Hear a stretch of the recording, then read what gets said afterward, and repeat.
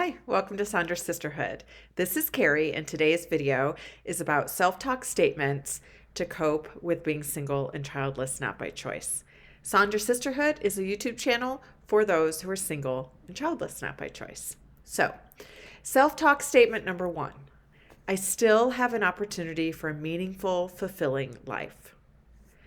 Oftentimes when we're single and childless, because of how we're conditioned to think about being single and childless as an adult, it can often feel like we don't have much to look forward to, that we're going to miss out on life, that we're not going to be able to relate to anybody. And there are things where we won't relate to in the same way.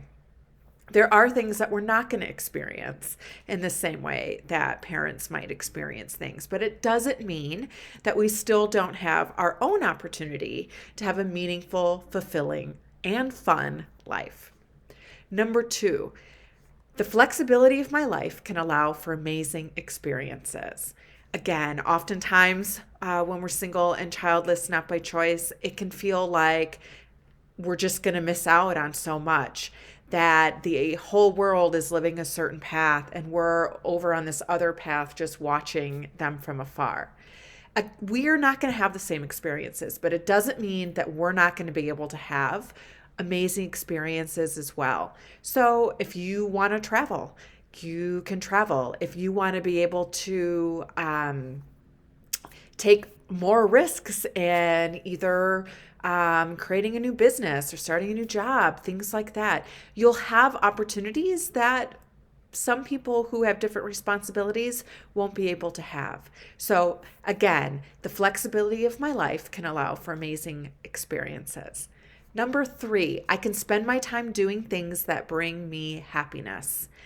You're able to put yourself higher up on the list, right? Again, it doesn't mean that having kids is bad and not having kids is this fabulous, responsible, free life. I'm not saying that either. However, I am saying there's a middle ground and there's pluses and minuses to both. And some of the pluses that you can look at when your brain starts to play tricks on you and tell you that there's nothing worth living for, that your life is over, that you're going to have a miserable life, a lonely life, some of the lonely life. Some of those may sound extreme, but for many of us, they trickle in there a little bit sometimes. So again, you are going to have opportunities to do things that will bring you happiness. And you'll be able to do them at a time frame where you won't have to wait as long necessarily, right? Number 4, my purpose is bigger than motherhood or fatherhood. Again, particularly for women, right? The words womanhood and motherhood can really overlap, can really start to get mixed in with each other. And those are two very different things. I know many of us as women, we have the experience where people automatically assume we have children, or we are listening to certain podcasts or different videos or in certain situations.